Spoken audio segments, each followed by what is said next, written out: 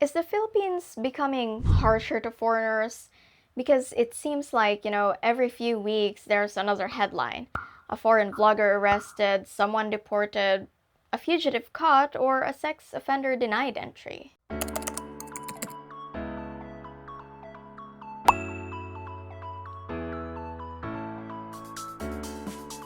Hi guys, it's Dee and welcome back to the channel. Today I want to talk about what's actually happening. This is factual, this is news-based, and this isn't panic, I promise. Is the Philippines really cracking down on foreigners in general, or is the country finally drawing a clear line when it comes to abusive behavior? And just to be clear before we go any further, this isn't about nationality, this is about race or where someone comes from. This is about behavior, abusive behavior to be specific. Now, let's start with something very important. The Philippines is still one of the most welcoming places culturally. I keep saying this again and again. People here are warm, they're patient, they're generous, and foreigners still enjoy a lot of flexibility here compared to many countries. What has changed, I think, is tolerance. There's less tolerance now for foreigners who treat the Philippines like a playground. Not in the sense of traveling or enjoying life, but in the sense of harassing people for content, humiliating locals on camera, violating immigration rules and acting untouchable, exploiting minors or vulnerable locals or communities, or pulling reckless stunts and hiding behind it's just content. When the government responds to these behaviors, it's very public. Arrests, deportations, and blacklisting. And that's why I think it looks like a crackdown. Now, the discussion didn't come out of nowhere. It came from a series of high-profile, well-documented cases that kept surfacing in the news and circulating online. And one of the most referenced is Vitali Zdorovetskiy. The Bureau of Immigration ordered his deportation and declared him an undesirable alien after he went viral for harassment and disruptive behavior in public. And according to the BI, he admitted to the acts during inquest proceedings. He was detained and he was deported to Russia just recently, I think January 17, and he's blacklisted from re-entering the Philippines. He's declared persona non grata. And this isn't about targeting foreigners. It was about public order and accountability, and what's important is that the case didn't stop at deportation. The presidential palace later confirmed that 3 Bureau of Immigration officers were dismissed because there was a serious security lapse that was discovered. Because even in the BI detention, Vitali was apparently still able to record content, and that detail matters because it shows enforcement didn't end with a foreigner involved. Government officials were also removed for negligence and corruption. And when Vitali was deported, he was sent back to Russia and blacklisted, the fallout went further. And honestly, this is where some of the online reactions became almost comical. There were posts saying things like, and I think there was also a video of him in an interview or something, Vitali is going to expose corruption in the Philippines. Like, dude, we know. You're not about to reveal anything Filipinos haven't already been openly talking about for years. If anything, what this situation showed is that when negligence or misconduct becomes visible enough, people do get removed. Even if it's imperfect, or even if it's late. Maybe next time, I hope it doesn't become late or imperfect. Then, in January 2026, another case drew attention. An Estonian vlogger named Sim Rosipu, known online as Pro-Life Traveler, was arrested by the Bureau of Immigration and moved for deportation after authorities cited harassing behavior, including incidents involving locals and minors, as well as immigration violations. Then the guys, they look so monkeys sometimes. Like so monkey face. And when they're staring at me also, it's like... What stood out in both cases was the language used by the authorities. The message was blunt. They said the Philippines is not a content playground. And that helps explain why it feels more frequent now because, harassment used to happen quietly. Now it's recorded, it's monetized, and broadcast publicly. And once it reaches that level of visibility, the government is forced to respond just as publicly. Now, and around the same period, another incident went viral involving a Russian vlogger known online as Mr. Jakol or Nikita Chekhov.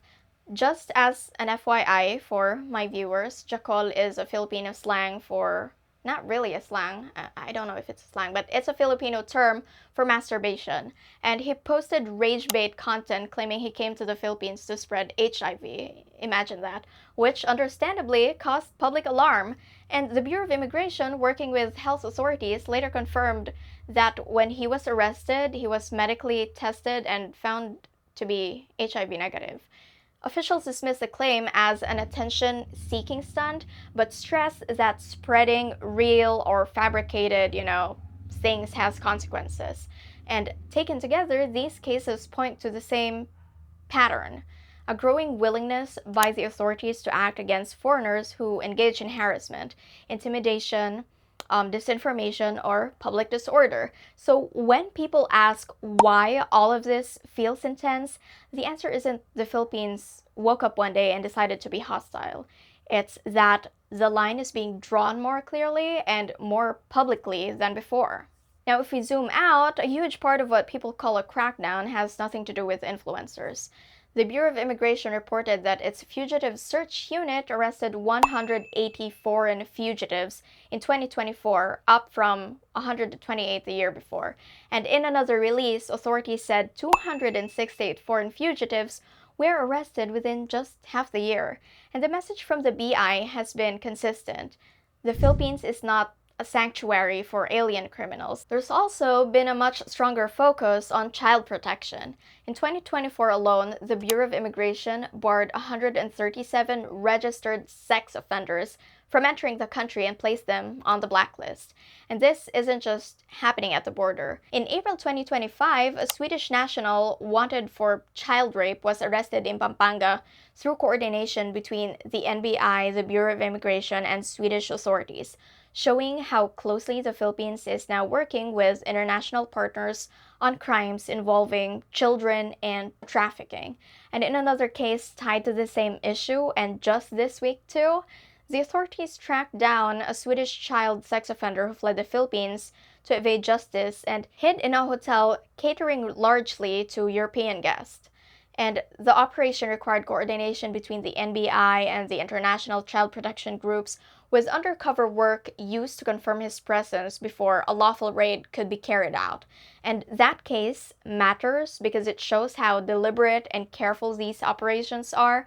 They're not impulsive, it's not random, and it's not targeted at foreigners in general, but focused on predators actively trying to hide. So when people lump all of this together and say, the Philippines is suddenly being harsh, it's important to understand what's really driving it. Now, I want to pause here because this conversation isn't one-sided. There are also cases that show the other side of this conversation, where the Philippine state itself was the one that was harsh, abusive, and criminal even toward a foreigner. One of the most disturbing examples happened in 2016 during the height of Oplan Tokhang and the wave of extrajudicial killings tied to the government's war on drugs. That year, Ji Ik-ju, a South Korean businessman, was kidnapped from his home, falsely accused of being involved in illegal drugs, and taken to Camp Crame. Camp Crame was the national headquarters of the Philippine National Police. Now, he was extorted for money, with his family asked to pay ransom under the belief that he was still alive. And in reality, he was tortured and killed by rogue police officers, the very people meant to enforce the law. What gave me goosebumps was what happened next. His body was cremated, and his remains were flushed down a toilet in an apparent attempt to erase evidence.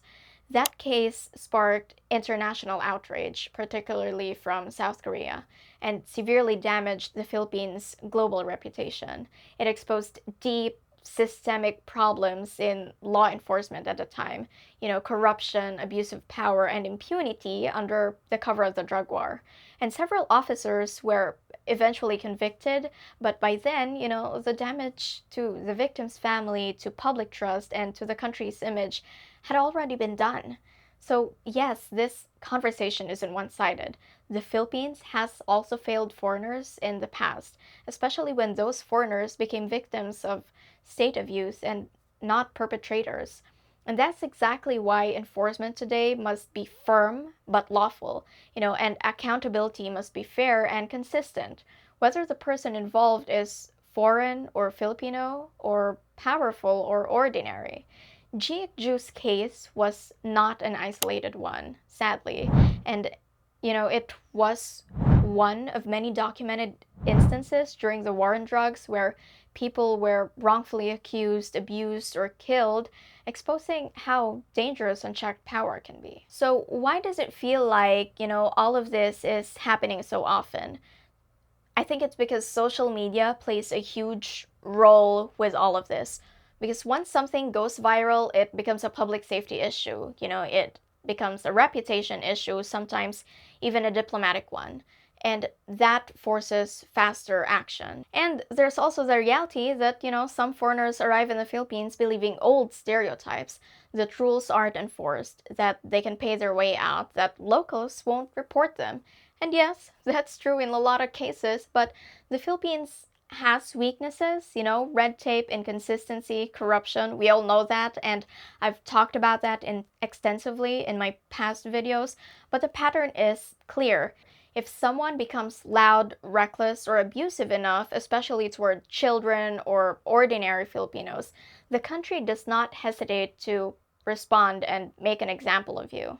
Now, a lot of Filipinos also raise a valid concern. Why abusive foreigners are dealt with quickly while corrupt officials or powerful local offenders often aren't. That frustration is justified. Accountability should never be selective.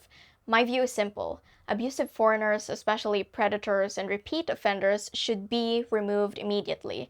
But the same urgency should apply to locals who exploit others, especially those in power, because the rule of law only works when it's consistent. So, is the Philippines becoming harsher? I don't think so. The Philippines isn't becoming harsher to foreigners overall. It's becoming less tolerant of those who abuse Filipinos or the system. And if you follow immigration rules, you respect culture, you don't harass locals, you don't exploit children, and don't treat communities like props for content, you're still very welcome here. But if you come here thinking kindness equals weakness, the message is getting clearer. Hospitality is real, but it's not immunity. So if you're a foreigner living here or planning to move here, do you see this as a crackdown or just enforcement catching up? And if you're Filipino, do you feel protected by these actions, or do you feel accountability is still too selective? That's it for this video. Thank you so much for watching. And if you found this video helpful or thought-provoking, or you learned something, please consider subscribing to my channel, because it really helps me support the work I do here. And you can also join my channel memberships if you want to support more in-depth discussions or behind-the-scenes content. As always, feel free to share your thoughts respectfully in the comments. I like reading them. This has been Dee, and I'll see you in the next one. Bye! Sim Rosipu, known online. The government is forced to hang and the wave of extrajudicial hid in a hotel catering to ordinary Filipinos